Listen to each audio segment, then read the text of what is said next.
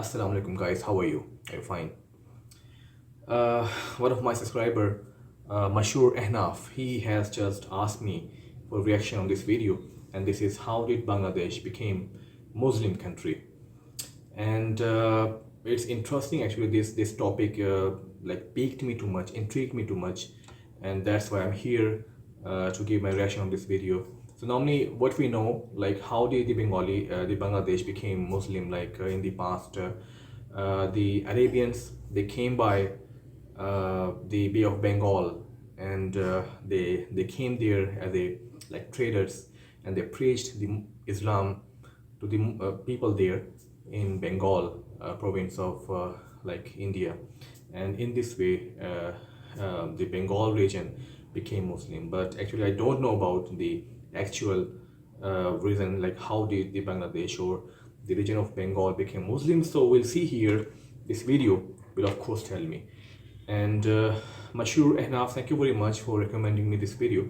So we'll see that how it happened in the past. So here we go. We'll go now.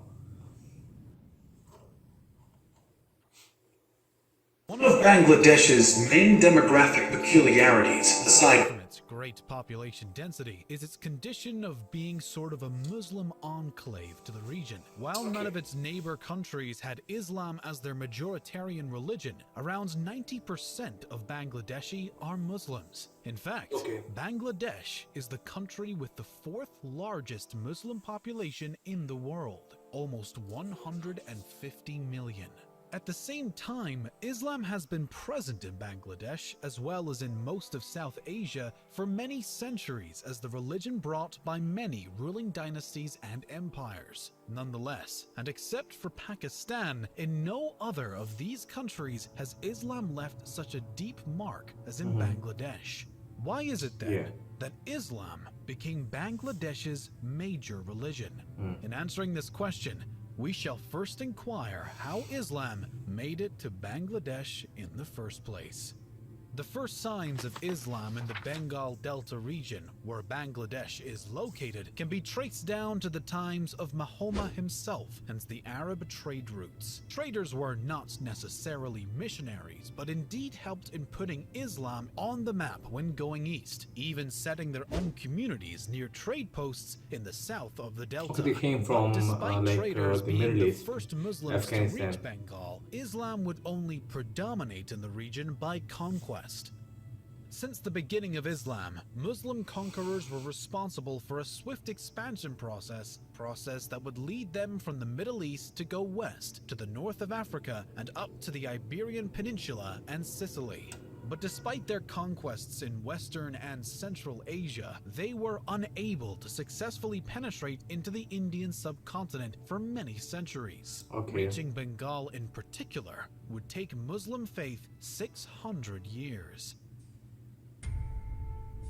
The Muslim conquest of India began in the 10th century, concretely with the Samanid military commander Alp Tejin. At the surface of the Samanid Empire, which at the time occupied a large part of the Persian region, Alp Tejin was a slave soldier, or Mamluk. Mamluks were common in Muslim warlords' culture, and their army of great importance for Muslim territorial expansion. At the same time, the fact of being slaves didn't mean that they were limited to a life of service as low-rank individuals. There are multiple examples of Mamluks that achieved power positions in the military and political life. This was the case of Alp Tejin.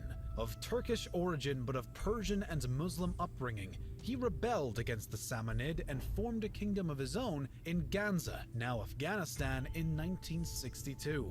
Alp Tejin died the next year and was succeeded by his son Sabuk Taijin, who became the founder of the Ghazvanid dynasty. The southern Hindu Sahih dynasty was reluctant of a Muslim kingdom so close to their domains and wasted no time in attacking them. The war between these two kingdoms lasted for years. In this conflict, the Sahid dynasty was able to convince his fellow Hindu warlords of the danger of the Ghazvinids and of forming a confederacy for fighting together against the Muslim threat. Mahmud, Sebuktaijin's son, defeated this alliance in 1008, expanding their kingdom to Lahore, now Pakistan. But by no means Lahore was the end of his campaign. Southern, he found an even greater picture: how wealthy these Hindu kingdoms were. Mahmud subsequently kept going south, conquering cities and leaving them to be ruled by his Hindu vassals. Nonetheless, the extension of his kingdom did not allow Mahmud to go further. The Ghaznavid dynasty would face its own hard times with the Seljuks Turks coming west. The dynasty would finally perish at the loss of Lahore in 1186.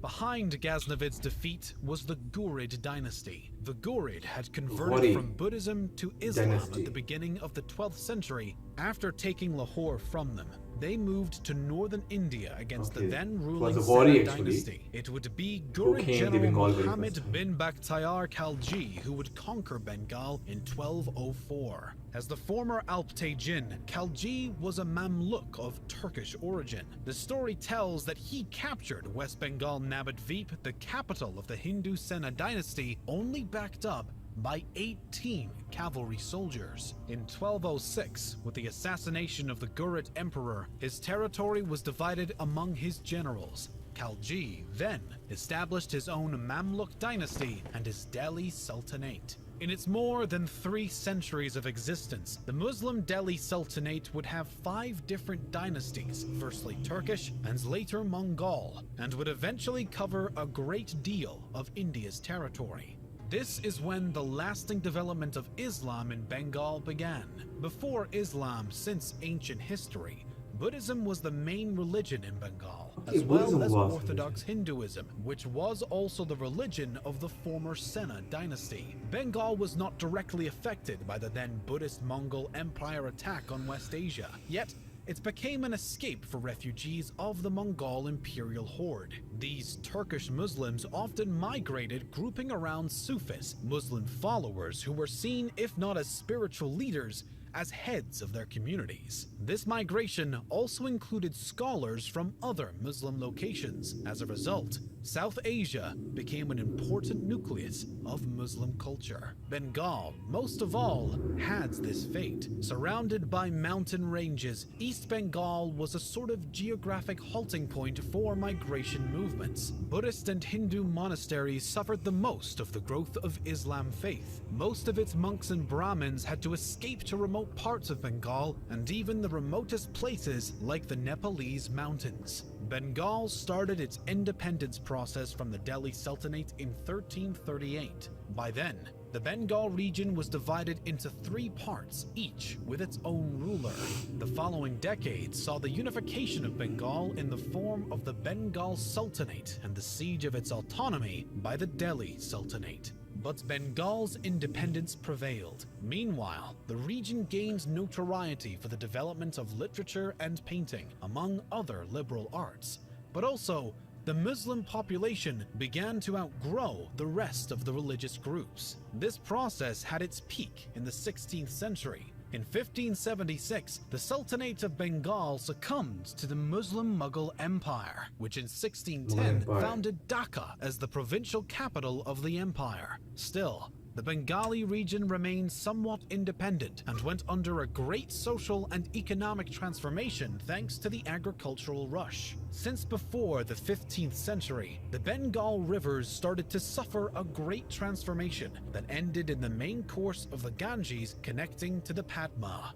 This meant 2 things. Firstly, river communication made possible a greater economic exchange with other regions. Secondly, as the Bengali Delta and its rivers' flow increased, agriculture exploitation increased greatly. As a result, rice production was so prolific that for the first time, rice became a major exportation product. This natural phenomenon coincided with the Mughal Empire's conquest of Bengal. and it was during this time that the agrarian base of the population took place. Until then, the region was still covered by a great deal of forest, and developing agriculture was at the hands of Muslim religions, who received, along with land grants, the task of clearing the forests for one part, but also of constructing mosques. These mosques acted as central cultural institutions for the local population, as well as for the increasing number of migrants which, as we said earlier, found the delta as a halting point in their migration. In this sense, Islam's greatest development in Bengal occurred on par with its economic development, to the extent that the very act of cultivating was and continues to be seen as bearing the transcendence of a religious act. We shall also acknowledge that previously, since the times of the Mamluk Sultanate, Islam in Bengal was mostly a part of urban culture, that is, related to wealthy nobles as well as state members like religious officials, soldiers, and judges who often claimed to be of foreign origin. However, similarly to how Christianity grew in Europe, the development of Islam in Bengal was not a matter of imposing religion to an existing population, but of creating one with it while absorbing the local elements. In this sense, despite Islam's settle in the region as a conqueror's religion, it would finally grow and develop organically in Bangladesh. This was also the case with the massification of paper during the Mughal rule. The implementation of paper as a communication technology meant the move from an oral tradition to the new authority of the written word. Massification of the Quran fuels the regional cultural identity and allowed Islam to be understood not as an alien ideology,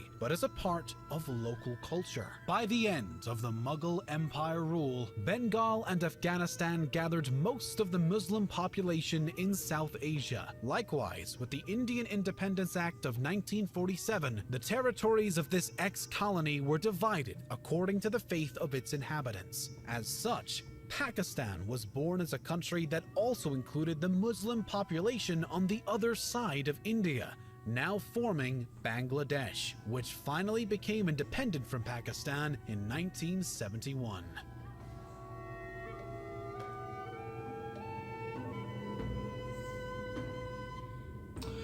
Okay, it was a very detailed history how the Bengal region became Muslim more than the other parts of India. It was an inspiring story, and normally what we know about this development, we have heard that the Arabians, they came from the Bay of Bengal, and they came there on the seashores as traders, and they spreaded Islam there to the people, local people. But actually, the thing which have been told in this video is that Islam came from Middle East to the Bengal actually.